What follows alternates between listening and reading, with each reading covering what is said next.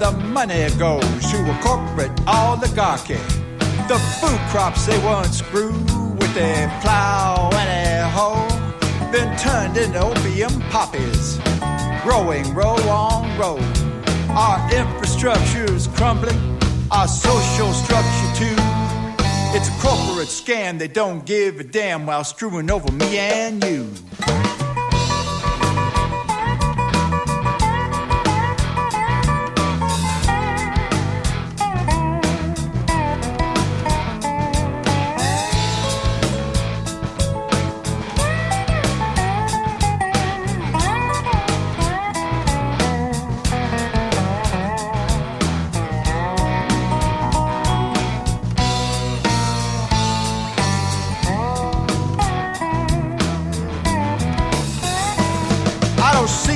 Public outrage, I don't hear no public cry about sending young men and women where empires go to die. We lost people and treasure in Vietnam and there still ain't no upside. We're doing the same in a no-win game where empires go to die. You can advertise your business on Night Dreams Talk Radio and you will be heard worldwide. Why not contact us at nightdreamstalkradio@gmail.com. Night Dreams Talk Radio, After Dark, wants to give a big shout out to all the truckers that listen to our show. From our compound, from the West Coast to the East Coast to worldwide, both on the internet and terrestrial radio, you're listening to Gary Anderson on Night Dreams Talk Radio, After Dark. And here I am. Hey, James and everybody, are we still all here connected? Yeah, still here. Great. Now, do you have any more scary things you can tell the listeners? You talking to me, or are you talking to... I'm talking to Rob, our guest. Okay, that's what I thought. Well, hopefully we didn't lose him. Well, maybe he's going to get a cup of Java, and we're just waiting. Oh, no, Yeah, I'm here. Oh, he's I'm there. Here. I'm ready. Okay. I'm here. Okay. Yeah. Yeah, I didn't know James was there. He didn't say a word the entire time I was talking, and all of a sudden he spoke up and said, "Oh, a ghost." Yeah. He's quiet at times, you know that. Well, I didn't want to talk over him. Okay, well, what I was talking about was the Whaley House, which is considered to be, by many, and according to the Travel Channel, it is the most haunted house in the United States. They have had so many alleged hauntings there that they can't even keep track of them. They have a tremendous amount of documentation of occurrences there. And the building was used for a lot of things. It was the home of the Whaley family. It was used as a ballroom. It was used as a general store for the Whaley family. It was used for various businesses. And it constantly seems to have stuff that takes place there. And one of the original ghosts was a guy by the name of Yankee Jim. And that was one of the first ones. And what people hear is phantom walking noises, doors opening and shutting, chairs rocking without anyone in it, with no doors open, no drafts. It often happens after they close up for the day because it is open to the public. And also there's the ghost or the specter of Anna Whaley, and she's reported to, like, drift down the stairways and out into the garden and all of this sort of thing. So it's considered a very famous haunting site. And did I see anything? No. Did I hear something? Yes. I was upstairs, and the tour had already started going back down the stairs, and I was left behind. And a door behind me clicked shut, and I thought it was just one of the other people that were on the tour who had shut the door. But I couldn't figure out why they shut it when they were on the inside. They should have been following us out. So I went back to look, and before I could get to the door, the tour guide called out, and I said, "I think there's still someone here." And she says, "No, I've got a head count. Everyone's with us." I said, "Oh, okay." So I followed her out. Interesting. So that proves that was the entity in that house. Well, I don't know what that was. Someone shut that door, and it wasn't me. And apparently it wasn't anyone else who was a member of the group, and it wasn't the tour guide. And so I don't know. I mean, it was an old house, hardwood floors, creaky. Who knows? Who knows whether it was something real or not? But and then there was one other case where I went to a house in Virginia City, and I entered it, and I immediately knew where things were in the house. I recognized the wallpaper on the walls, and there was no way I could ever have been there before. Apparently, President Grant had slept one night there or something. But I had the strangest feeling about the place, and I asked the tour guide, I said, is the bathroom parallel to the hallway downstairs? Is it that second door on the left? And she goes, yes. How'd you know that? I said, I don't know. I just knew. And I had a very bad feeling about that house. I couldn't wait to get out of there. It was like the house was in some kind of a shadow while we were in there, and yet it was a sunny day, and it felt cold to me. And I remember my father was with me, and he said, what's the matter with you? I said, I don't know. I just don't want to go back in that house. That kind of runs in our family. My aunt in Australia, when she was a little girl, my parents were looking, or her parents were looking to buy a new house, and they went to visit this one. They were up on the veranda, and she went into hysterics, started kicking and screaming, and wouldn't go in the house. And they said, what's the matter with you? And she was about 6 at the time. She said, there's blood on the door. There's blood on the door.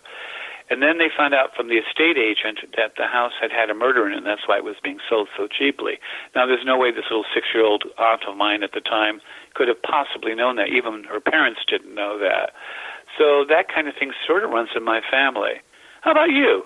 Or well, James, either of you have that sort of thing? No, but I had a strange thing. When my oldest daughter was like 6 years old, it actually started when she was 5 years old. She got really into the movie Poltergeist. And back then it was not on a DVD. It was on the, VHS. And she would watch it, every day, 2-3 times a day. And I figured she'd get out of it. She didn't. And a month went by. She was still watching it. But one day I walk into the living room and she's talking to her imaginary friend. Now, we had 3 cats at the time. Whatever she was talking to, she was like looking at. And when she was addressing to her imaginary friend, the cats were watching. Not her, but where her friend would be. And I mean, it was scary. And then That's really creepy. It was creepy. And, afterwards, I waited a day or two and I talked to my daughter and I said, Trisha, do you actually, is that imaginary friend, do you see it? And she goes, yes, it's a girl and, all this stuff. And she would tell me about it.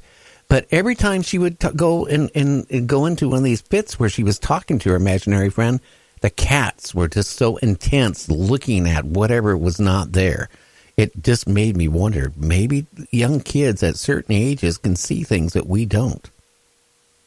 Well, it makes you wonder, too, about animals like that, because my cats will do that.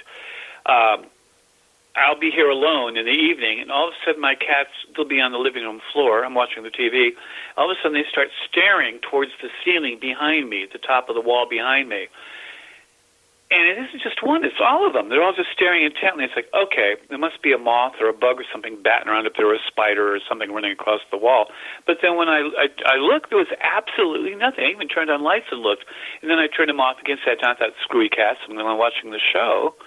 And they were doing it again. And there's nothing creepier than when a bunch of cats are looking at something that you can't see, or a child for that matter, because it does make you wonder what the heck they're looking at, And do animals have a sixth sense or an ability to see some things we can't? They say cats and dogs can, and they say children can. Well, I believe it. James, you're a medium of sorts. What do you think? Well, I can tell you from my own experiences, since I was 3 years old, I've been seeing spirits. I used to have a little Indian boy that I would play with every day, and he would not come in the house. And he was about my age, and I didn't know about spirits and stuff, all this stuff at 3. I didn't know. He was just a boy. Every time I go outside, he was there, and we would play together every day. But he would never come in the house, and I couldn't figure out why. And I asked him one day. He said because of the guy inside the house, because there was a spirit inside the house of a man who was really, really mean. And one day I came home.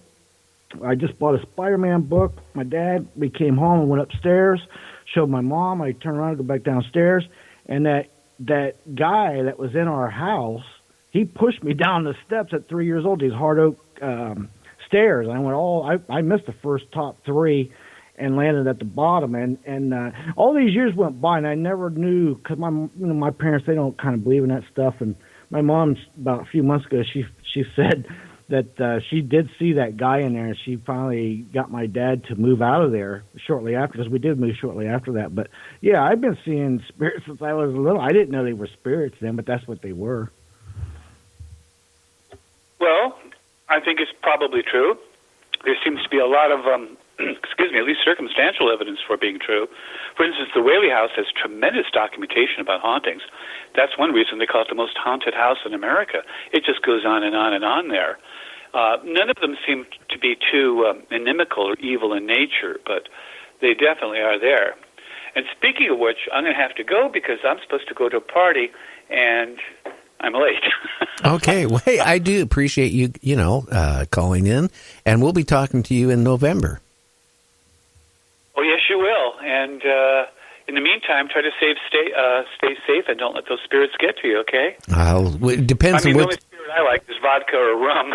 That's what I was going to say, but you beat me to it. Okay, my friend, we'll talk to you in about 3 weeks. Okay, you have a good night, sir. And you have a great time tonight, too. You take care, my friend. Bye-bye. Yeah. What do you think about that? I just keep thinking, of what my grandmother, what my grandmother went through in the situation. Boy, can you still hear me okay? Yeah, I hear you good. Okay. Yeah, I just think about, the year she was in that rental house. And, she would be calling up or coming over to our house and saying she was hearing knocks and scratching and banging on the floor, and dishes wouldn't be moving around, off the, by the sink.